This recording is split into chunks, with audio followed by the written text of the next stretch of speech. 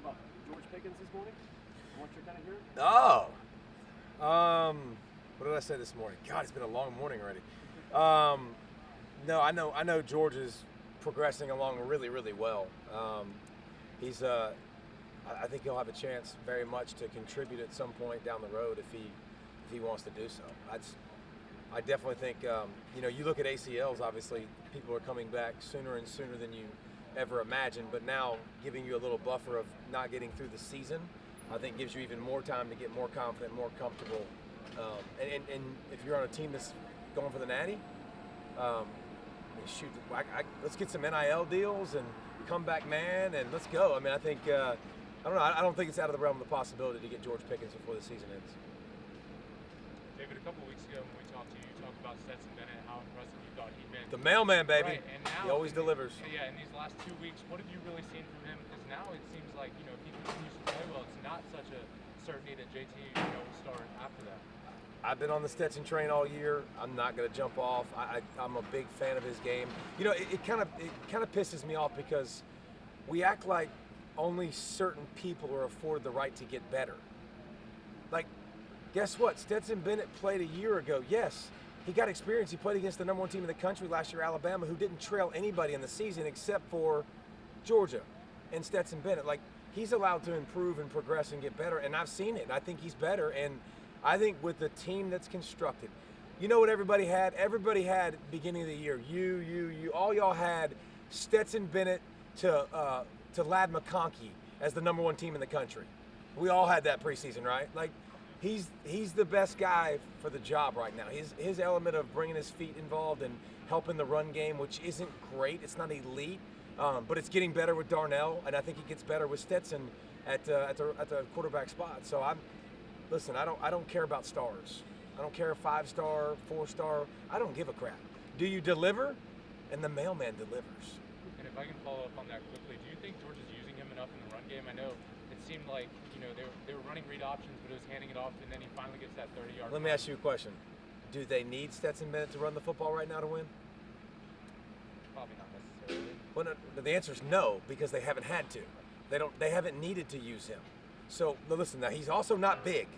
He's not a big guy. He's not built like a sturdy mule that's going to take a bunch of punishment and stay healthy probably for the extended period of time. So if you don't have to use it, wait till you need to use it. And when you need to use it, you can pull out that trump card. And I think people look at Stetson and McConkey and some of those guys, and they're like, oh, they're good little route runners or good little athletes. Like, you're talking about McConkey hitting 22 plus on the GPS, miles an hour. Okay, get in your car, drive 22 miles an hour, and see if you can run next to that. Like, Stetson Bennett hitting 21 miles an hour. Like, these aren't just like okay athletes; they're really good athletes. David, if projecting them to beat Georgia, how do they do it? What strength do they use? I mean, they'd have to play lights out on defense. They'd have to stop the run. JJ and company would have to get after the quarterback. Like, I mean, which I think he can. But I think offensively, Will Levis would have to play his best game. He would have to be able to buy time, scramble, make decisions, and complete passes and be consistent in the passing game, which he hasn't done yet. Like, he's a big, strong kid, and I trust him as a runner, and I trust his intangibles like crazy. And I can promise you Penn State wishes they had him last week because they probably would have won the game. But, can he be that passer down the field? Can you throw on time, in rhythm, attack zone defense? Can he be that guy? David, you're widely considered one of the best defensive linemen in Georgia history. Compare yourself back when you played to Jordan Davis right now. We look a lot alike. I mean, we're both 6'7", we're both 350.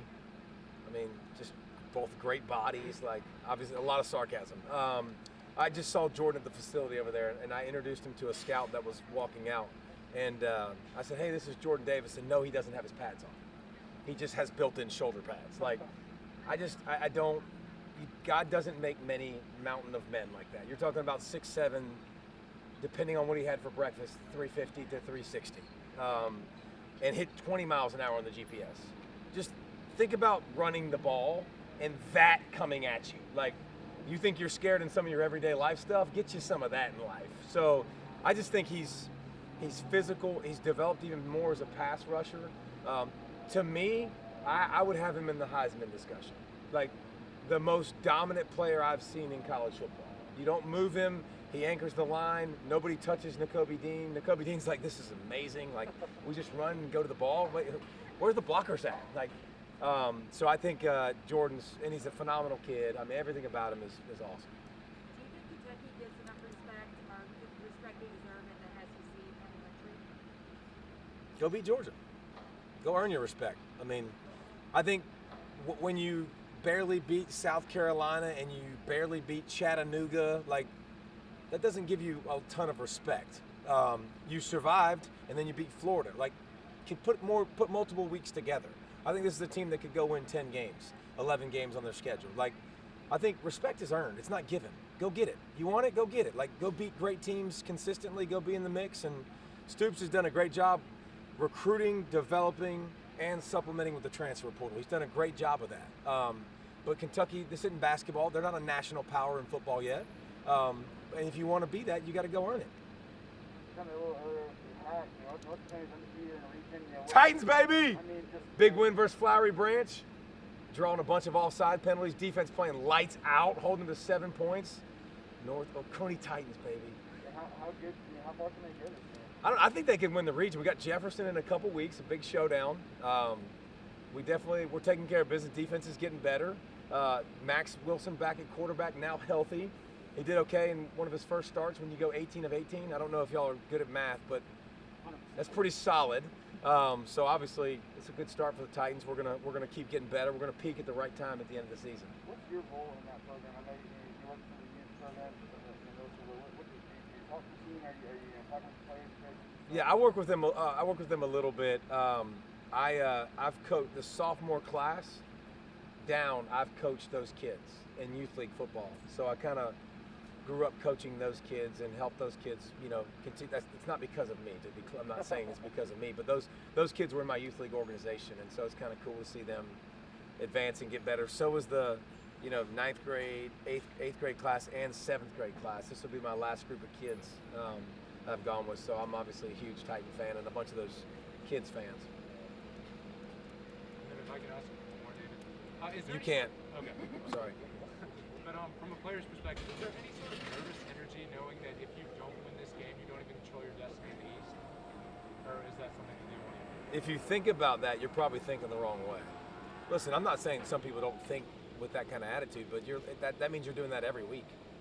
So, I mean, I think as you get older and as you get into this situation, you start to think less and less about that. But I will say this, the more you go in the season, like from a Georgia standpoint, and you're undefeated, the more you start peeking down the road to that, can we win a natty? Like, what I'm saying? You start getting, perfect example, Amari Cooper this week.